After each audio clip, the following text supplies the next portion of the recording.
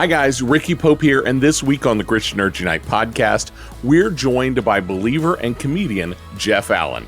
Jeff shares about his faith, how he got into comedy, and his new book, Are We There Yet? Plus scripture and nerdy news, and we'll get to all of that right after this.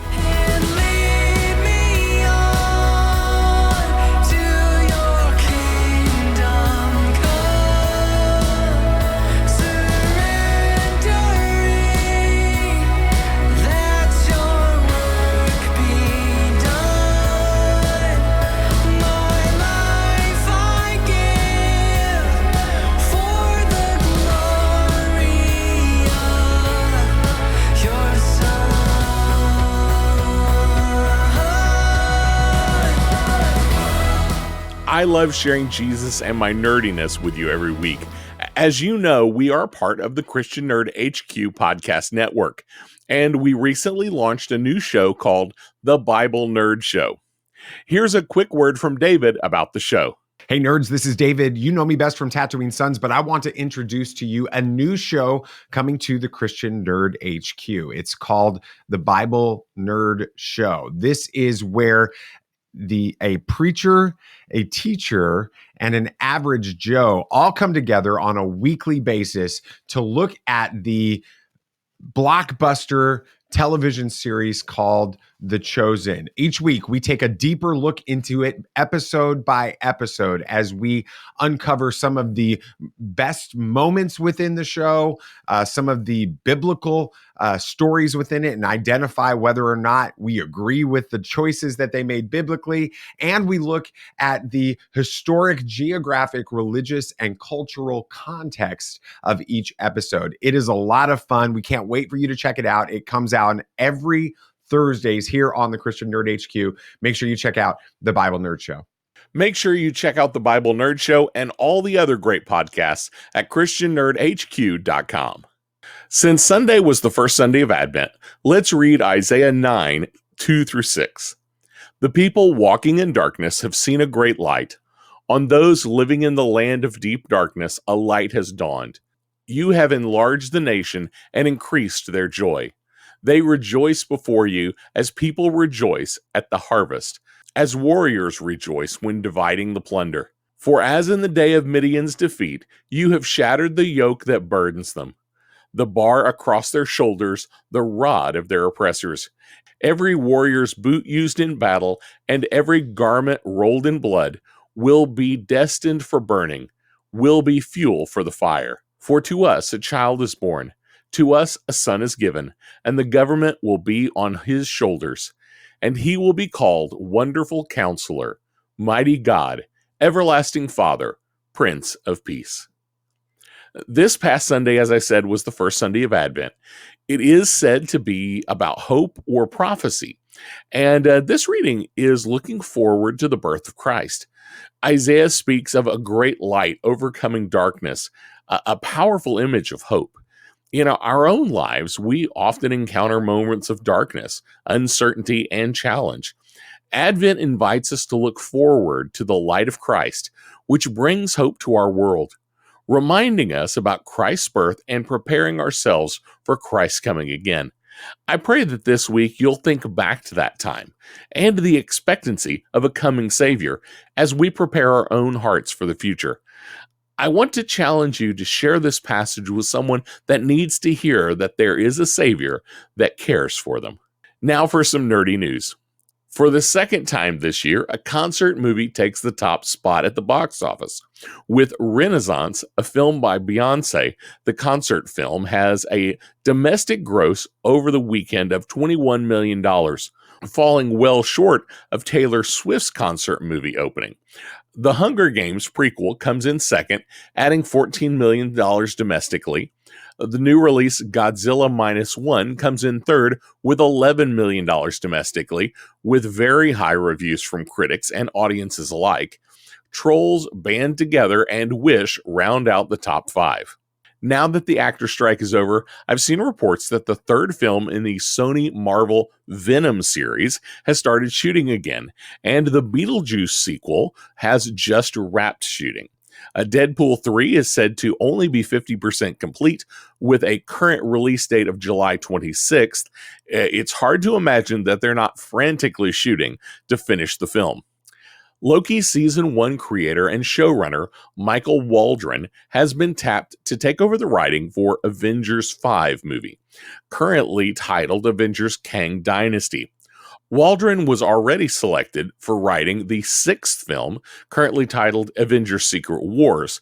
Depending on what sources you listen to, Marvel is either moving away from or doubling down on Kang, some pointing to Doctor Doom as a substitute. With this recent change in writers, it's a little hard to tell exactly which direction Marvel will be going. In our interview today, we talk with believer and comedian Jeff Allen, as he shares about his faith, how he got into comedy, and his new book, Are We There Yet?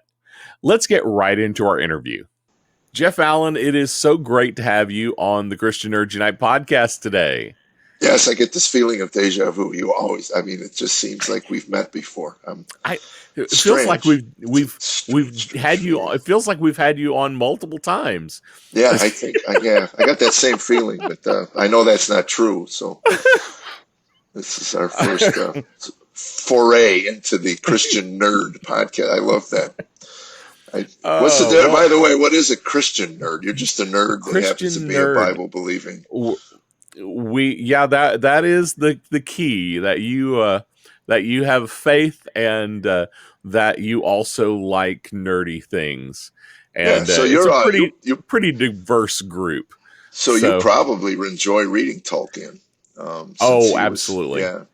With such good friends with C.S. Lewis, and I don't. My kids. It was very funny. I took my kids to see Lord of the Rings, right? And this is my first. When I watched a movie, I go, "There's no ending." And my son said, "Well, there's going to be more movies." And I go, "Yeah, but they have to end. There has to be a nice little ribbon tied up." And he goes, "Dad, there's like 2 or 3 more coming." And I went, "I don't get it. I don't understand it. I'm not going to watch another one of these." So then years go by, and Tammy and I are sitting around the house. We got nothing to do, and we're bored. I was pouring rain. It's just a terrible weekend. And we put in Lord of the Rings. We watched all 3 movies. What is that, 9 hours? We sat and watched. Yeah. We looked at each other at the end of it and go, "I don't get it. I really don't get it." I just, it's like science fiction. I just don't enjoy it. I don't get it. Video games, I don't understand. To me, it's about points, and there's no points, and I don't know. It's just different rooms and levels, and different generation, I guess. I don't know. Different levels of nerdy all over the place. Yes. Well, Jeff, for those who are not super familiar with you, give our audience just a quick glimpse of who Jeff Allen is. Well, I like to say, get them in order. I'm a child of God. I belong to Him, and then I'm a husband to Tammy, and I'm a father to Aaron and Ryan, and I'm a grandfather to Lydia, Caden, Evelyn, and Vivian, and then I'm a comedian. I think 5th down the line, and that's the struggle in my life, is keeping those things in the right sequence.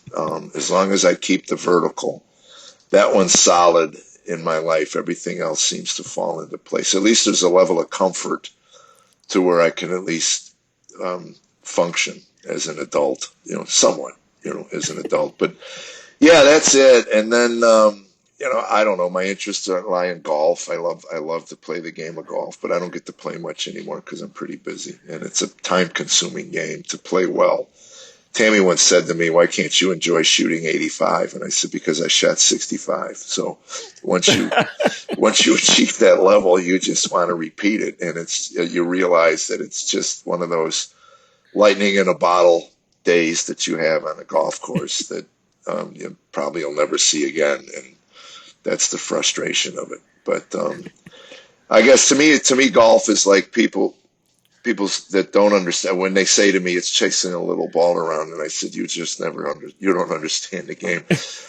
To me, people who like chess like golf. People who like checkers probably don't. But golf is a game of chess where you're just on a very large playing field, and the goal is to be able to move the ball in some form on purpose in the proper direction, you know.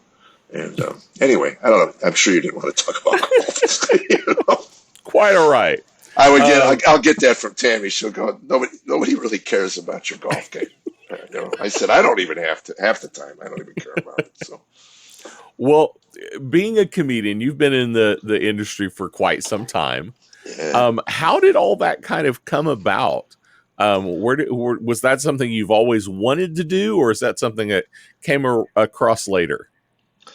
I was, my brother was a musician, and he was 5 years older than me. So he was playing in a club. I was about 16, and I was sitting in the club watching. And he had a couple comedians open for him. And immediately I thought, oh man, if I could do that, you know. And then when I got to college, I met a couple of magicians, close-up magicians, like world class. These guys are well known in the industry. And I got a chance to learn at their feet.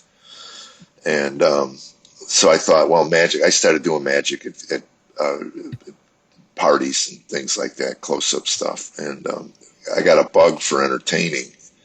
And then when I was 22, I was working for a jewelry company. We just set up a show near the airport at O'Hare in Chicago. And all the guys I work with said, hey, we're going to this comedy club. And, you know, I went, comedy club? What's that? You know, so that was it. I went that first night. That was August, and it took till November to work the courage up to try to take my little magic show to the stage. And it was pretty bad. I'm dropping things. My hands are shaking. It was not a good experience. I went home and just humiliated, and was back 2 nights later because humiliation and me are simpatico. We get along well, me and humiliation. So and my wife said that to me when I met her, because I was headlining clubs when I met her. She would have never dated. She goes, I'd have never dated you if you were opening. I only dated headliners. So anyway, she says to me, what made you go back? I go, that's the $64,000 question. I was either a sadist or a masochist because someone was getting punished and enjoying it. So I don't know. But that was it. Well, where do you come up with the ideas? Now you're a lot. I've watched a couple of your Dry Bar specials, and you're big on telling stories. Yes. That are humorous. So where does that come from? Do you have to spend a lot of time on your material? Where do you get your ideas? Well, after all these years, I kind of have a rhythm and an understanding to what works for me. I just need to start with even one joke, and then I'll build a story around it. You know, I think people are shocked when they find I made up a third kid for like 4 years for a joke. And then when I did 2 videos where I mentioned the 3 kids, and then I did a video, the third one mentioned 2 kids, and people were emailing me, did the baby die? Should we pray for you? And my manager calls me and says, you need to say something. So I got on Facebook. I said, look, man, I made up the kid. You know, I'm sorry if you're upset about that. It's not a documentary.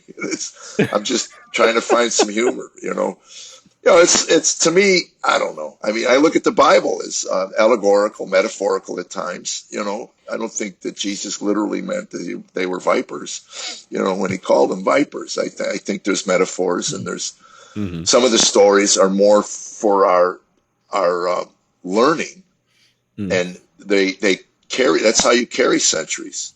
You make an allegorical story that, you know. So anyway, I know, you know, I'll give an example. We just went on a vacation, and we're in the car 3-4 hours in Montana, driving around every day. We were with the grandkids, and Tammy and I had our own car, so we're driving, talking.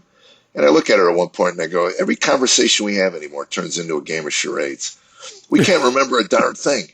And then I make a note. I go, wait a minute, that's actually witty, you know. So I'll see if I can build a story around it. So anyway, that's how I open my show now. You know, with this is how we converse as a husband and wife anymore. She'll say, I saw that guy you worked with on TV the other night. You worked with him in New York. I go, which guy? She'll go, you know, that guy. And I go, no, I don't know the guy. That's why I'm asking you.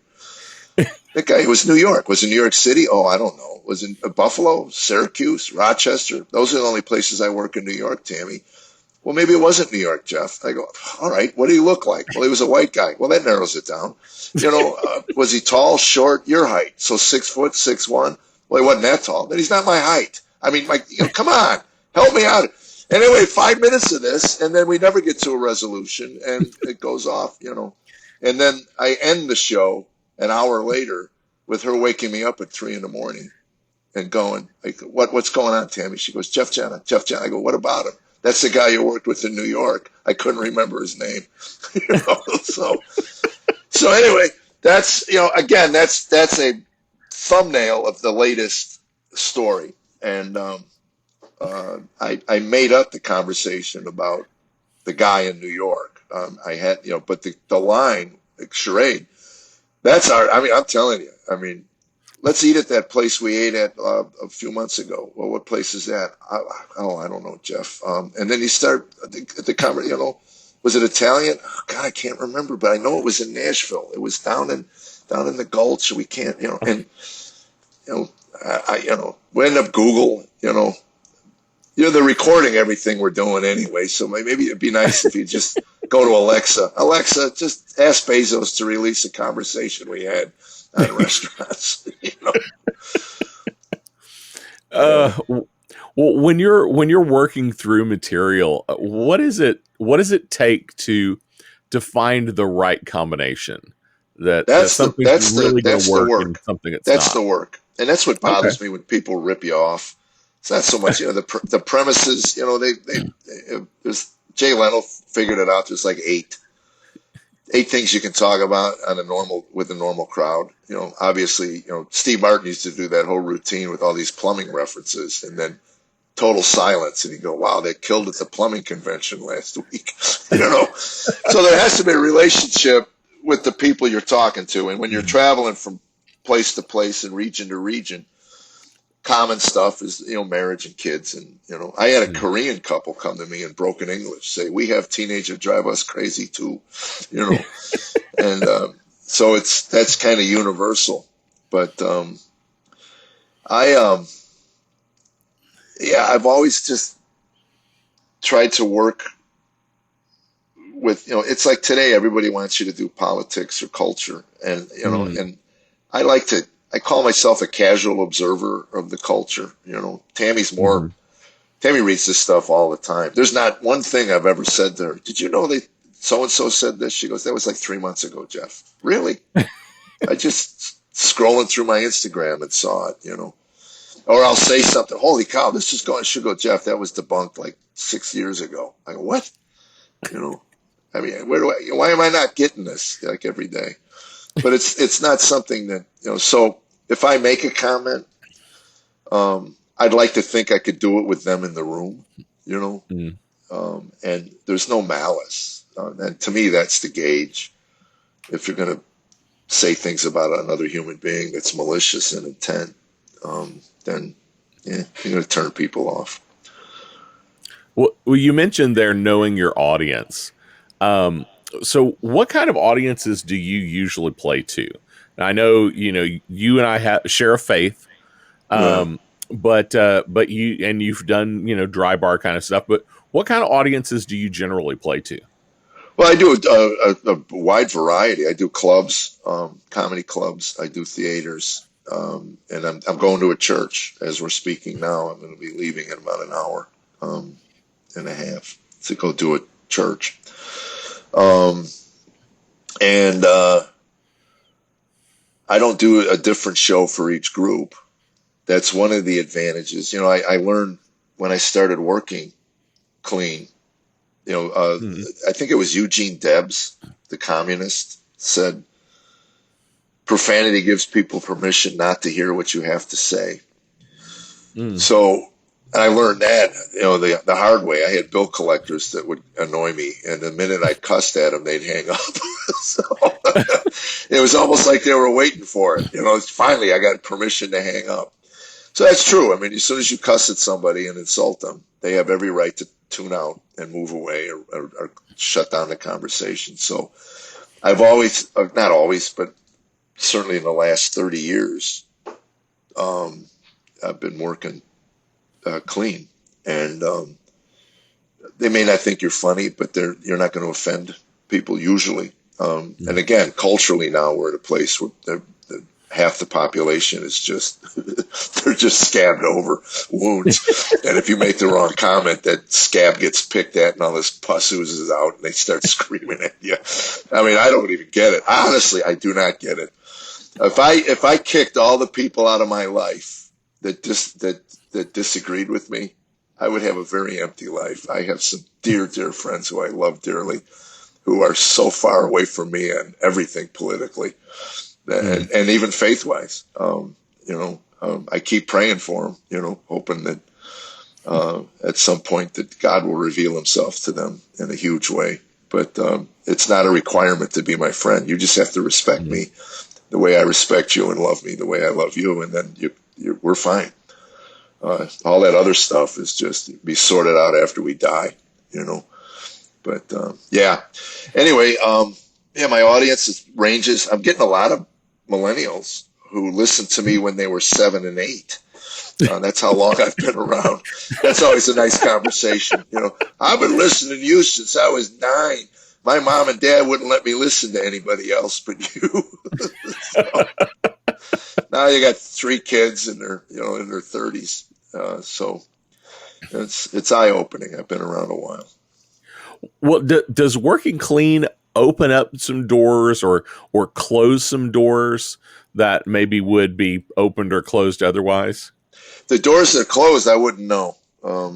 It's not like they call my manager and go, "We were going to hire him, but he works clean." So I wouldn't know that, but I do know that in my own, it's interesting. I didn't get clean. I didn't get saved and then get clean. I got clean because my kid got caught cussing at his teacher in 4th grade. And we were driving home after the conversation with the teacher, and Tammy said, "This is really not attractive when it comes out of your child's mouth." So we just made an effort to lead by example. We just stopped talking that way. And so they had no excuse. I cussed like a sailor because my father did. My father even heard me one day out in the backyard. He called me in the house. He goes, "It's a lazy language, but I'm not going to say anything because I use it as well." And my father had a tremendous vocabulary. Tremendous. I mean, he told me he couldn't even words that he needed to look up if he was reading were never in the collegiate. They always had to be in the unabridged. I mean, when you've burned through the collegiate, mine. I went to high school. They called me in the office and they said, "You need to retake your test." I go, "What do you mean?" They go, "You have a 12th grade comprehension and a 4th grade vocabulary. We don't understand that." I go, "Well, it's your test." So I take the test again and I get a 12th grade comprehension and a 3rd grade vocabulary. So I got dumber in the year between 8th and 9th grade. So they go, "We don't get it." I go, "Well, look, I can use my brain to figure out what a word in context means. I can understand that. But when you put a word by itself, I have a hard time defining it." I still, to this day, I always used to tell my kids, "Come on, we'll look that up together." Rather than just tell them to look it up. I go, "Yeah." I make my living with words. I ended up buying an SAT book so that I could, I realized, that you make your living with words, and I was really just short on words. I had ideas. I just had a hard time expressing them. So it was really kind of fun then to doodle around with the language. It's interesting. I had one routine that I had a hard time cleaning up, and it was about hunting. I used to say I went hunting with my father, and my brother got a gun. I never got a gun. I was the dog. My job was to flush out things while 8 drunken rednecks fired 12 gauges over my head, and November would come and I'd start getting this twitch, I think it's hunting season.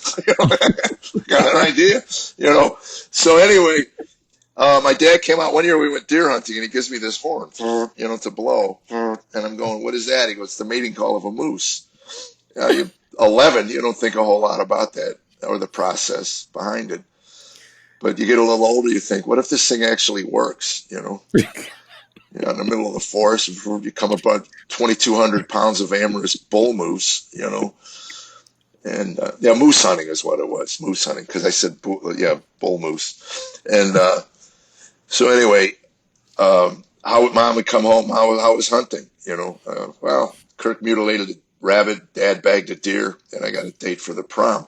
That was how I cleaned up the show. The other one was, sex with a moose, and it wasn't pretty. And I couldn't figure out a way to not say that. And then one night it hits me, date for the prom, and for my audience, that works, Yeah. and for other audiences, the cussing would have worked as well. It did. It worked really well. But anyway, but it was kind of fun trying to figure that out.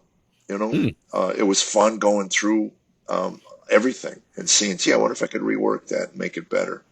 And I did. I think I'm a much stronger act than I ever was. And I say this all the time to younger comics: work it clean first, and if you want it dirty and up, is easy. I mean, it really is. There's nothing to it. But to work it clean and then be able to get a secular audience in a club. Mm-hmm.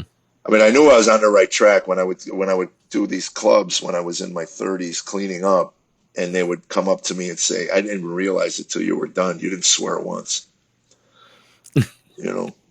And so again, nobody's going to walk out on you because you're not swearing.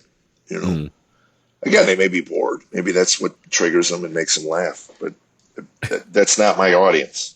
I want people who can think and at least appreciate the art of stand-up comedy. And that's the fun part, is taking the words out, editing, and getting it down to the bare essence of what it is. And I've always loved that. That's always been why I still love what I do. Because, that charade joke is, I look forward to that every night because it's the newest one. You just go out, my gosh, it works. The process still works. It's really kind of cool. Really kind of cool. Well, I've heard you talk on my friend's show. You've been on the Reverend and the Reprobate previously. Yeah, you told me that. I don't have friends that are reprobates. I just want you to know. That's where I draw the line right there. I'll let Danley know. But you've talked on their show that you've had some meetings with some other comics. You have kind of a get together that you've done in the past. We used to, and COVID, we lost one to COVID.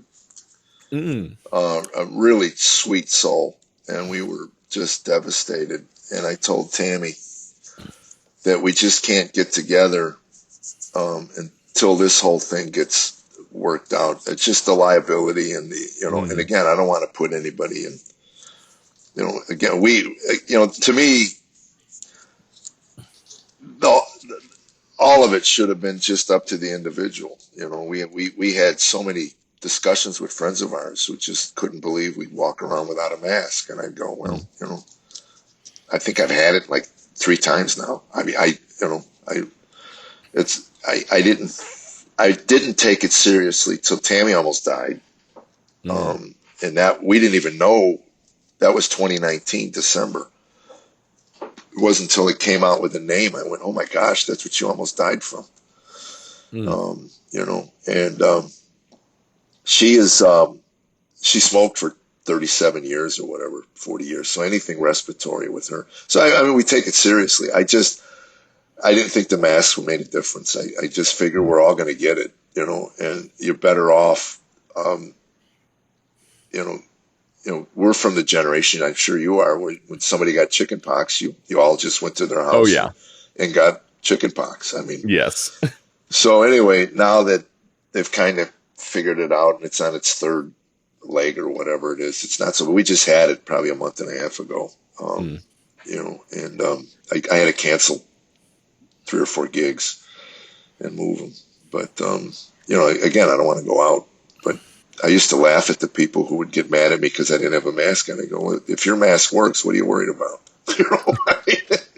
I should be able to sneeze all over you, if your mask works. I mean, again, relax. I had a guy in California. I was doing America's Got Talent, and I'm waiting on a corner. I get COVID tested every time I left the hotel. They test me for COVID. So I'm walking 3 blocks to the studio, and some guy screeches to a halt. The window comes down. Put your mask on. You're killing people.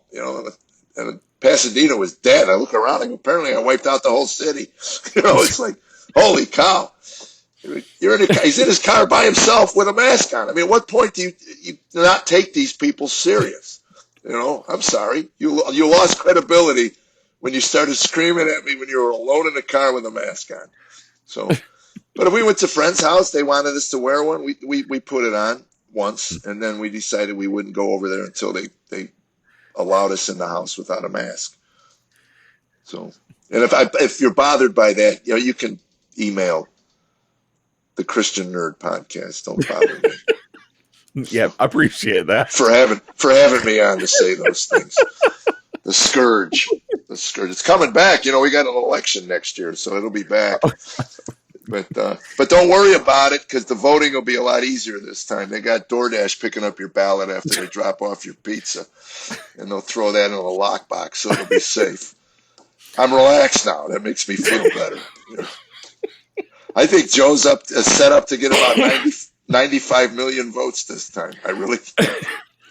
I think we should be ready for that. Maybe 100 mil. 1 in 3. 1 in 3 Americans will vote for him. We don't even have 100 million registered voters, but he's going to get 100 million votes. He will get Oh my God! Again, email the nerds. Don't bother me. Don't bother me. Well, I think I started this asking about the group of comedians that were that's together. Right. Yeah, So, we do. We're gonna do it again. We're gonna do it again. What exactly was that? Why did it start? And why do you think that was important? Well, for me, I wanted to give back. I'm in a position today that these guys are trying to at least get to. There are other people who are in positions where I'd like to get to. There's just different levels of success. I remember when I started, I just wanted to make $300 a week. I remember telling friends of mine, boy, if I could make $300, I was 22 years old. I quit a job making $300 a week. If I could make that telling jokes, holy cow. So anyway, I have skills, that I could pass on. And it really just kind of morphed into a get together of funny people who just, how you doing? What are you going on? Pray for me, and what the struggles of where they're at are, and if there was something I could do. I've had a couple of them open for me.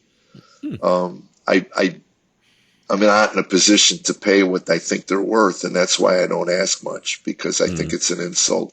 Now, some of them just said, I just want to open for you. That doesn't, you don't have to pay. I said, I'll give you something, but it's like, you're worth X number of dollars, and I have half that. So if you're willing to do it, that's fine. But yeah, I miss it. Every now and then someone will reach out and go, we need to get together. And I know Lee Harden. When did I tape? March, April. I think I taped in April, my third Dry Bar. So he was doing one 2 weeks before me. So he said, can we get together and go over our Dry Bar sets in your living room? So we had 3 or 4 people come on over, and we did our sets in front of the 3 or 4 people. Oh, and Christy Vogus was also part of that. She was taping with me. She was on my taping. Okay. So that's good when you can work it out, and kind of give feedback. That didn't work for me. Tammy's pretty good at that. She hears, and she could probably, when we were putting the book together, which, by the way, we need to mention. Are we there yet?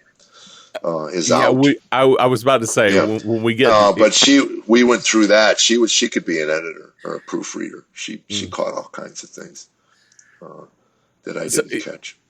Is that when you talked about you got 2 or 3 people together, and there were 3 or 4 people in the room? Is that a harder situation than having a room full of people having to perform to just a few? Oh gosh, yes, yeah. I remember in Chicago years ago, there were 4 people in the club. It was a snowy night, and I said, "Do we have to work? You want to get paid? You got to work." So I sat at the table and talked to them with the mic. I just sat down with them. I pulled a chair up and just started talking to them. So, but yeah, if you're looking for laughs, the more the merrier. The first time I worked with Gaither, 15,000 people. I am not exaggerating. The hair on my neck stood up right after the first line. I delivered this line, and it was just, and it was like, holy cow. I could get used to that, but I'm not even gonna. I don't think I'll ever get there. But I'm hoping I can get to, performing arts centers consistently. I've done a handful, the smaller ones, but I'm trying to next year to get to the Ryman Auditorium. That's my dream. Oh, very cool. Yeah. I was gonna say, if you ever hit Oklahoma, there's like a million casinos here. So right. I've been in Oklahoma. I've been to Brickyards. Okay. The comedy club there. Numerous times. That's a nice club. Well, speaking of getting there, your book, Are We There Yet? So where did that come from? What was the purpose of that, and why did that need to happen? Well, it's interesting. Tammy's pushed me for about 10 years to write it. If she wanted to have an argument with me, all she had to say was, what'd you write on your book today? Not a word. I told her, I said, as cliche as this sounds, it will happen in God's time. And as it worked out, I was doing a show for the NRB, the National Religious Broadcasters. I think that's what it stands for. And one of the big shots at Salem Media was backstage, and we were just cutting up and laughing. And anyway, I did my set. And turns out they weren't that familiar with me. And one of their people went online and saw the testimony that I had posted years ago and said, have you written that down? And I go, of course. When the word in the industry, can you ride a horse? Oh, sure. Then you go take horse riding lessons, So have you written that down? Sure. And I had over the years written a bunch of stuff. So anyway, that started the process. And then when we were looking for a title, I wanted An Examined Life initially, because this is what Socrates said, an unexamined life is not worth living. So this was my version of what an examined life looks like. It's not a necessarily funny book. There's humor in it.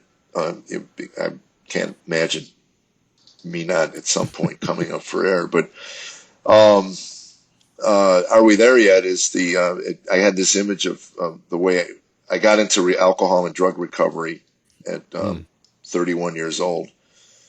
And this is where the period of the book was written, between the ages of 31 and 39, I think, is when I committed my life to Christ.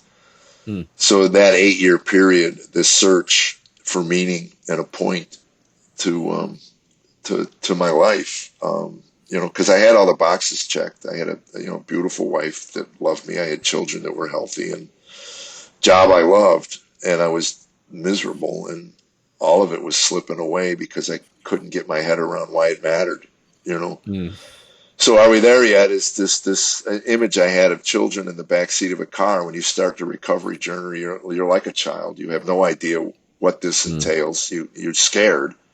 You're going on a journey. You have no idea when the destination is or when the end comes. So I was constantly asking, am I done? Am I done? I did the 12 steps. Am I done? I want to be done. I want to quit smashing things in my house. I want to quit yelling at people, that I love. I just want to be normal, whatever that looks like.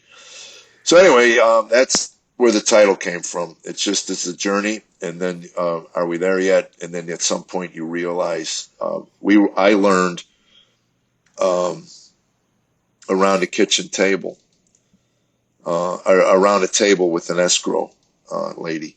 She said when we sold our house, we were 1 month from probably losing it to foreclosure. And the escrow lady said, the IRS has taken all the profit from the house. And I said, it doesn't matter. The only thing that matters is sitting at this table. And Tammy told me like 2 or 3 years later, she goes, that was the first time in our marriage I believed you, that we were a priority.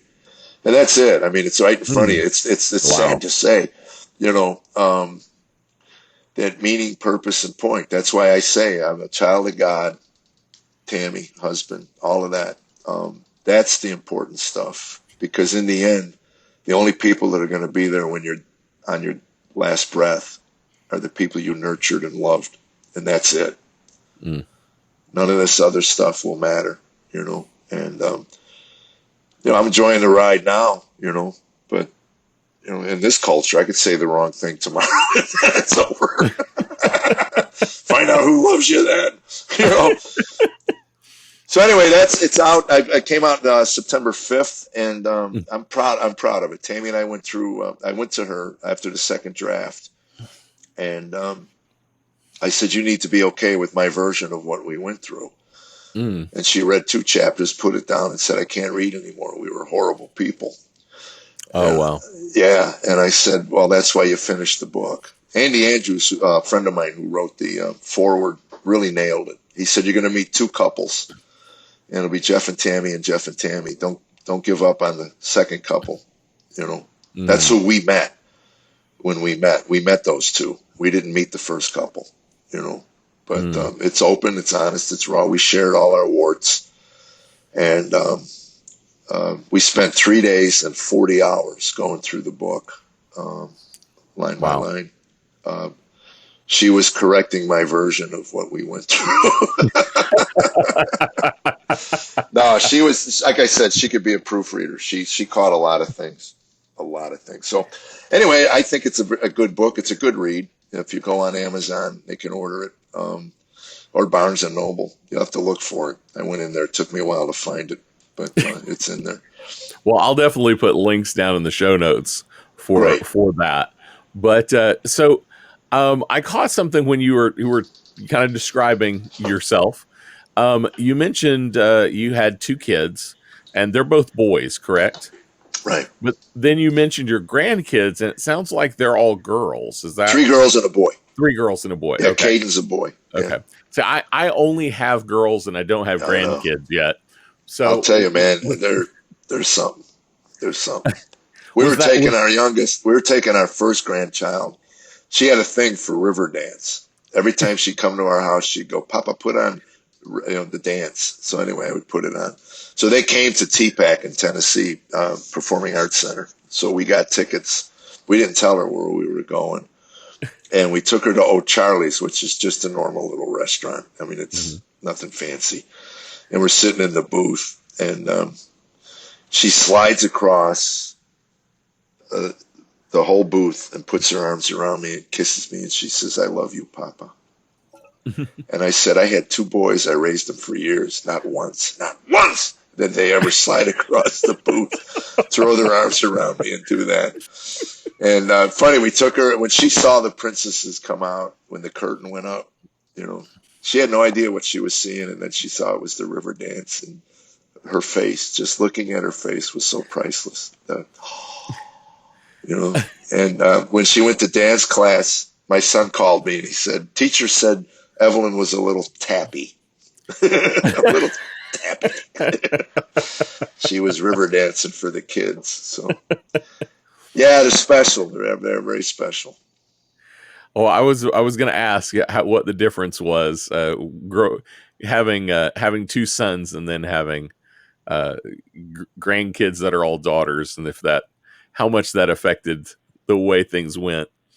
Wow. Yeah. The difference is, I'm in a different place in my life. I have so many. I talk to my sons about it all the time. I mean, I don't know a father who's thoughtful doesn't look back and go, "Boy, I could have done some things differently." I was just gone a lot. I missed a lot of firsts. Tammy would call me. He took his first steps today. That stuff. And yeah, I mean, I wasn't there emotionally. I was there physically, but again, my head was always in trying to figure out why I was miserable. I mean, I couldn't. Again, you look around, you go, I remember Tammy coming to me once. She goes, "I get the impression you don't care we're losing the house," and I go, "I don't." And she says, "Who says that?" I go, "Somebody who doesn't care." I mean, I'm being honest. I'm not going to lie to you. I'm not going to gaslight you.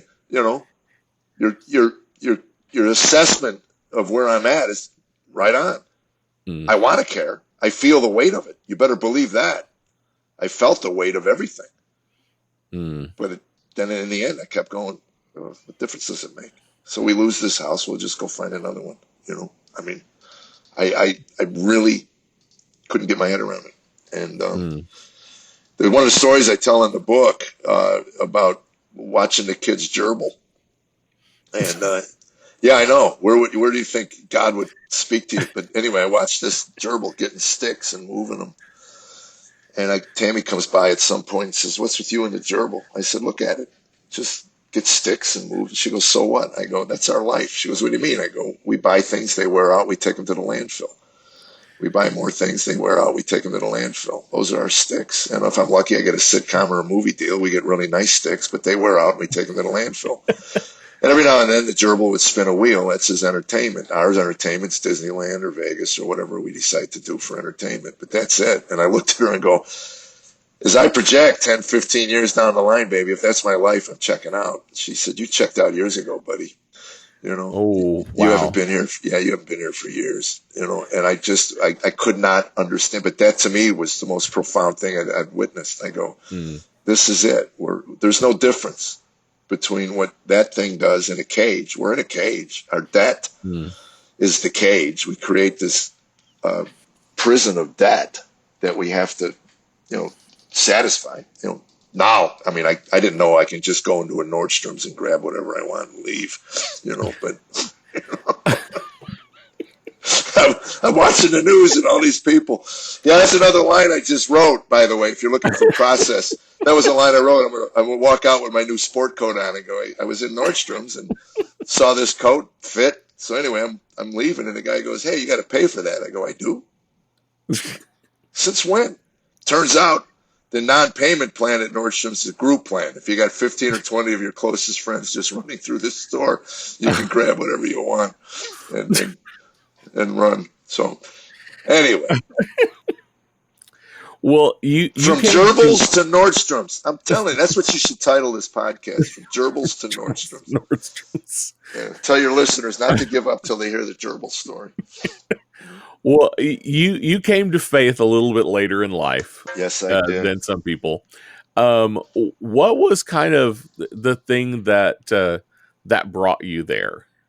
Now, if I follow the story right, you cleaned up your language, and then you cleaned up your No, I got sober at 31. I went into a 12-step yeah. program, pretty beat up. And Okay. they said, "Pray." I go, "To what?" And they Okay. said, "Find something to pray to." And that was kind of the journey for 8 years.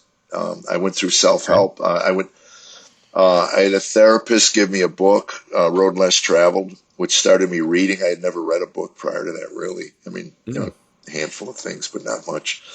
But anyway, I became a voracious reader, self-help, Buddhism, New Age. I was seeking the answer to that. What do I pray to? I'm not going to make something up that makes me delusional, And again, you hear a lot of people who have this generic spirituality thing, and I go, "Well, let me know how that works when your wife gets cancer, and you're on your knees just looking for some comfort. That's all." Yeah. I mean, if I didn't believe and know in my core when Tammy went through breast cancer, I don't know what I would have done. I mean, it was hard enough,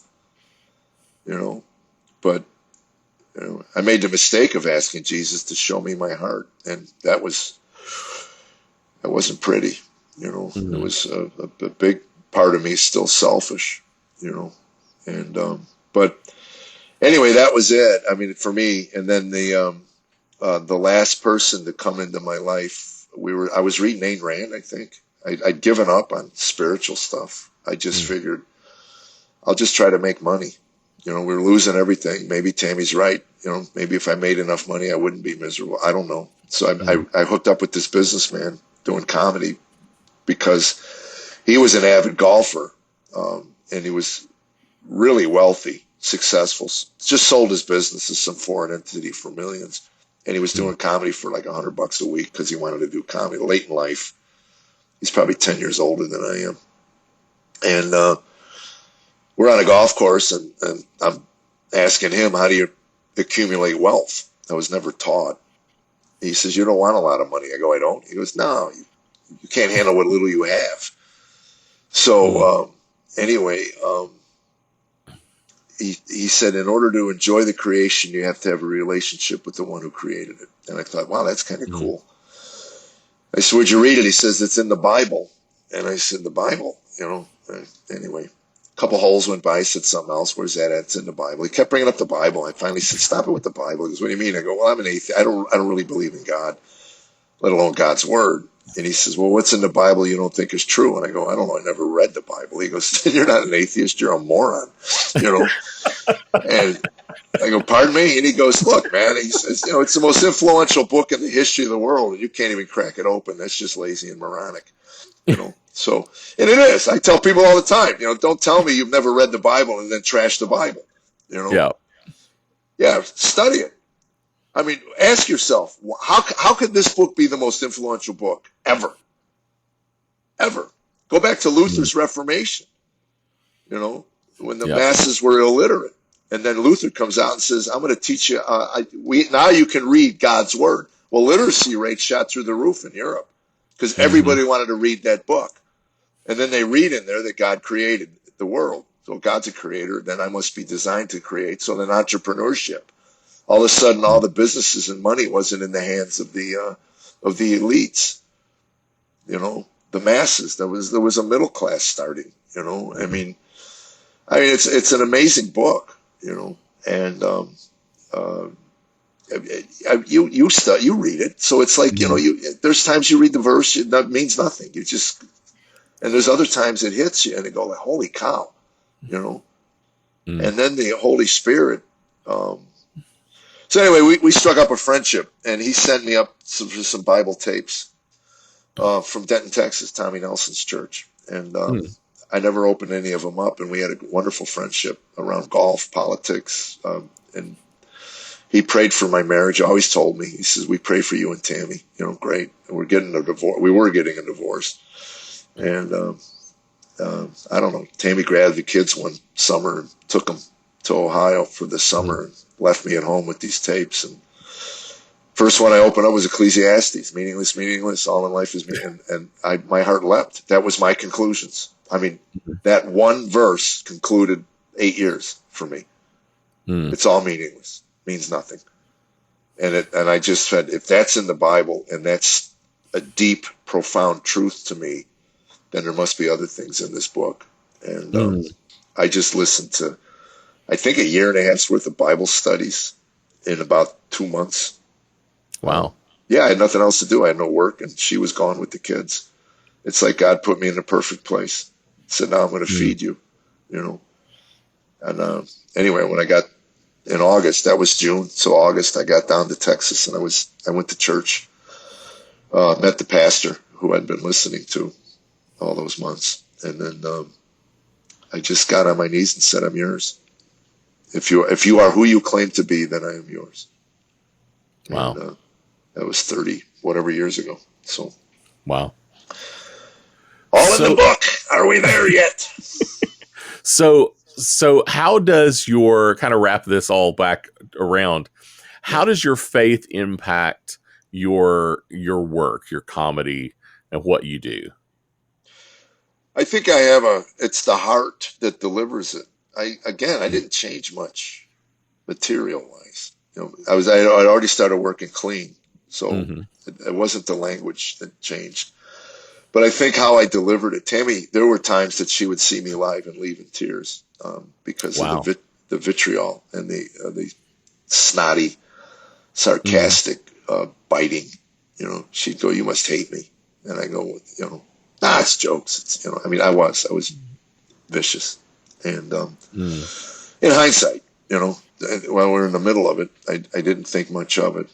But I had female club owners tell my agents at the time that they don't want to hire me anymore because of the way I talk about her, Tammy.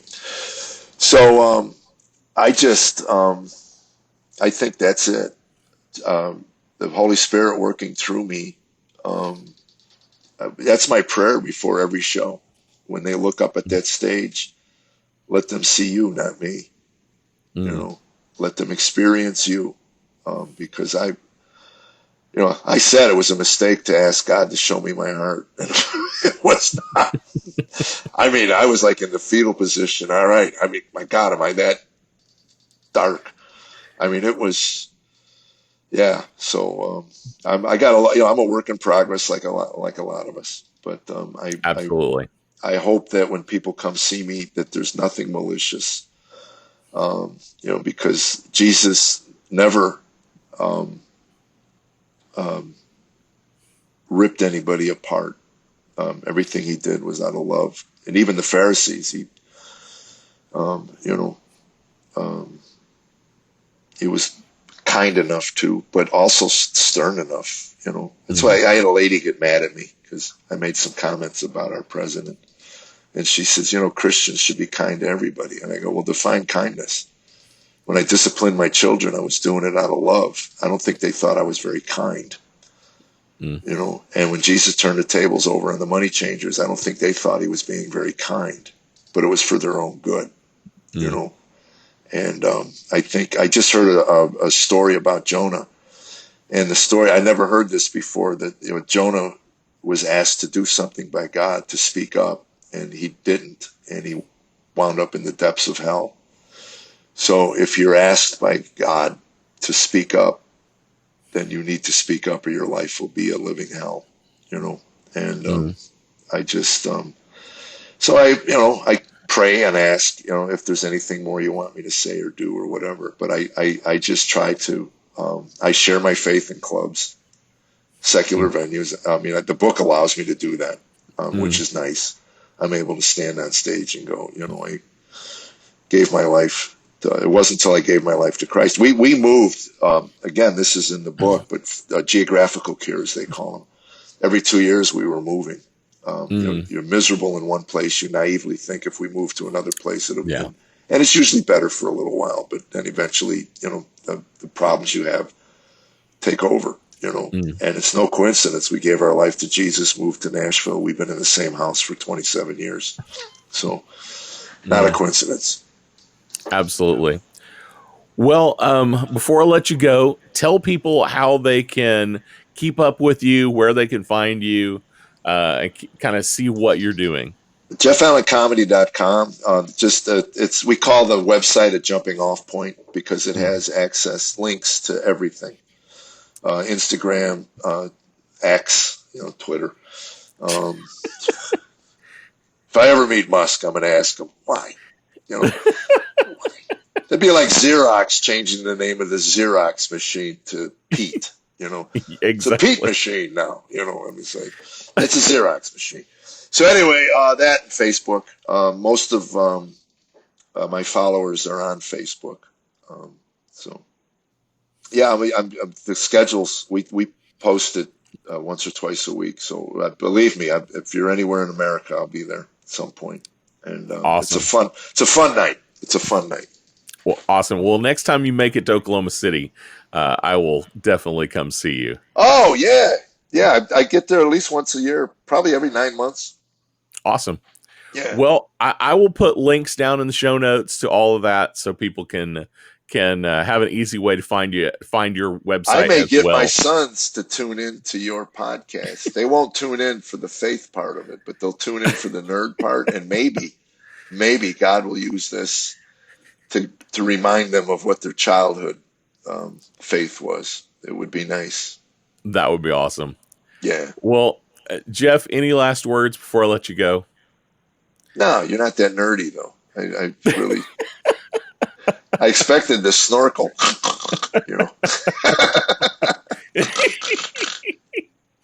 Oh my Yeah. gosh. Well, Jeff, thanks so much for being on the show today. Thanks for having me, man. God bless you. It was great getting to know Jeff. If you'd like to follow Jeff or grab a copy of his book, check out the links down in the show notes below. Well, that's all I have for you today. Don't forget to like, subscribe, click, follow, just click all those buttons down there. That way you can keep up with us anytime we put out new content. You can find all of our social links and links to our YouTube channel and to our online store at ChristianNerdsUnite.com. If you enjoy the show and want to help even more, consider becoming a Patreon supporter. All of our Patreon levels have great benefits and make a huge difference in the ministry we're able to do. Supporters will also get to hear exclusive stories of believers we are serving around the world through our ministry partners. To check it out or to partner with us, go to patreon.com/ChristianNerdsUnite or ChristianNerdsUnite.com and click support in the menu. And don't forget to check out ChristianNerdHQ.com for more great podcasts. Before you go, I do want to leave you with this blessing from Romans 15. May the God who gives endurance and encouragement give you the same attitude of mind toward each other that Christ Jesus had, so that with one mind and one voice you may glorify the God and Father of our Lord Jesus Christ. We'll see you next week. Blessings.